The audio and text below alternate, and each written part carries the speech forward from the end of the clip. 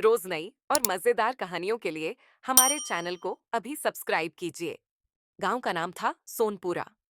ऐसा नहीं कि वह किसी नक्शे में चमकता हुआ दिखता हो, पर वहां की सुबह अलग ही तरह से जागती थी। सूरज निकलने से पहले ही गलियों में एक हलचल शुरू हो जाती थी, जैसे किसी ने पूरे गांव को चुपचाप हिला दिया हो। कारण कोई बड़ा त्योहार नहीं था, न ही कोई मेला। कारण था बस एक, सुबह सुबह पानी पूरी। सोनपुरा में लोग सुबह चाय नहीं पीते थे। बहुतों के लिए दिन की शुरुआत पानीपुरी से होती थी। ये बात बाहर वालों को अजीब लगती, पर गांव वालों के लिए यही उनकी पहचान थी। गांव के बीचों बीच एक पुराना पीपल का पेड़ था और उसी के नीचे लकड़ी की एक छोटी सी गाड़ी लगती थी। गाड़ी का मालिक था भोलू। पूरा नाम भोला राम, लेकिन कोई उसे उस नाम से नहीं बुलाता था। भोलू सुबह 4 बजे उठ जाता था। अंधेरे में ही वह अपने आंगन में आटा गूंथता, आलू उबालता, मसाले पीसता। उसके हाथों में एक अजीब सी तेजी थी, जैसे उसे पता हो कि जरा सी देर भी हो गई तो गांव की सुबह बिगड़ जाएगी। भोलू की पानीपुरी में कुछ तो ऐसा था कि लोग नींद में भी उसका नाम सुनते ही उठ जाते थे। पानी खट्टा नहीं, मीठा नहीं, बस ठीक। पूरी न ज्यादा सख्त, न ज्यादा नरम। आलू में हरी मिर्च की हल्की सी चुभन। सुबह की ठंडी हवा में जब वह पानी छानकर मिट्टी के घड़े में डालता, तो लगता जैसे कोई रहस्य उसमें घुल रहा हो। गांव के सबसे पहले ग्राहक थे मास्टर जी। असली नाम रामस्वरूप, पर पूरे गांव में मास्टर जी। वे कहते थे कि खाली पेट पानी पूरी खाने से दिमाग तेज चलता है। कोई उनकी बात पर यकीन करे या न करे, पर हर सुबह वे सबसे पहले पीपल के पेड़ के नीचे पहुंच जाते।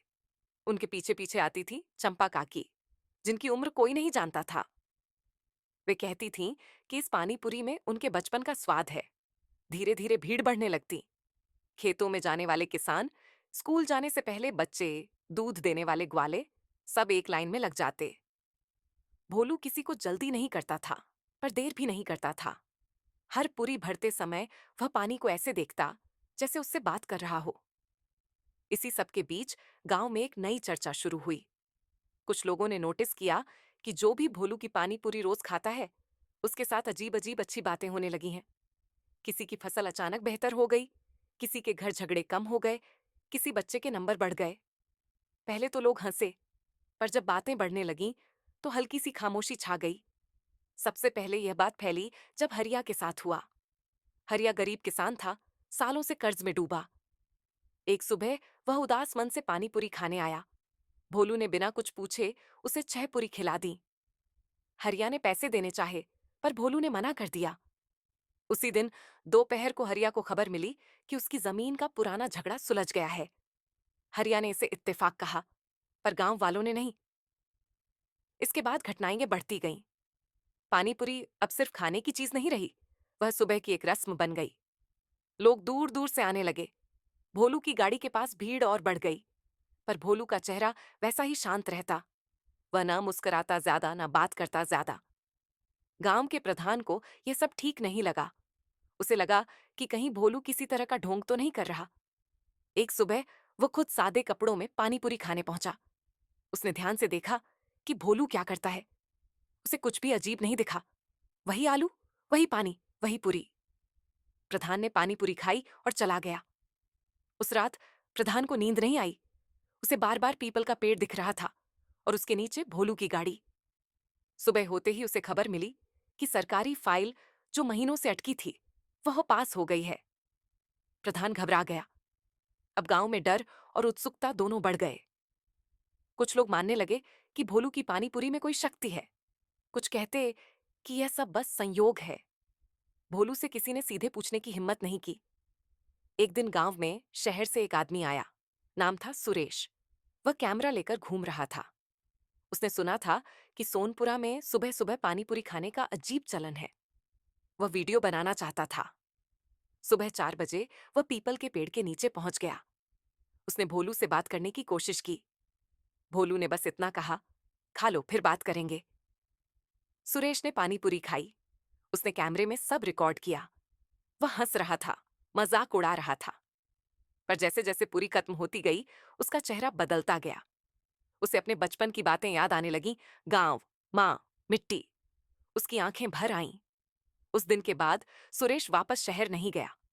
वह कुछ दिनों तक गांव में ही रहा। उसने वीडियो अपलोड नहीं किया। लोगों ने पूछा तो वह बस कहता, कुछ चीजें कैमरे में नहीं आती। धीरे धीरे यह भी महसूस हुआ कि जो लोग लालच में आकर ज्यादा खाने लगे, उनके साथ कुछ अच्छा नहीं हुआ।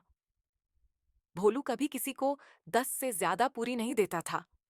जो जिद करता, उसे मना कर देता। एक सुबह भोलू नहीं आया, पीपल के पेड़ के नीचे गाड़ी नहीं लगी।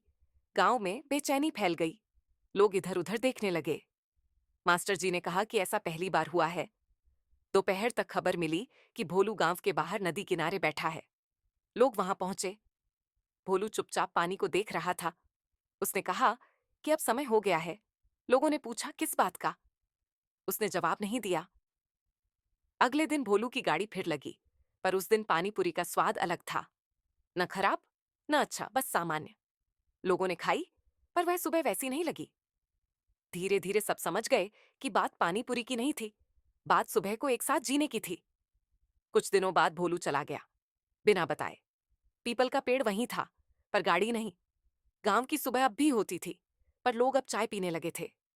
फिर भी जो भी उस समय को जी चुका था, वह जानता था कि कभी सोनपुरा में सुबह सुबह पानीपुरी सिर्फ खाने की चीज नहीं थी। वह एक एहसास थी, एक रहस्य था। अगर तुम्हें ऐसी ही गांव की अनसुनी कहानियां पसंद हैं, तो इस कहानी को आगे बढ़ाओ, अपने दोस्तों को सुनाओ, और अगली सुबह जब कुछ अलग लगे, तो समझ जाना कि कहीं ना कहीं सोनपुरा अब भी जाग रहा है।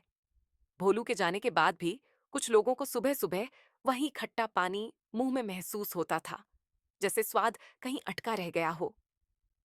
मास्टर जी कई दिनों तक पीपल के पेड़ के नीचे आकर बैठते रहे, बिना कुछ खाए।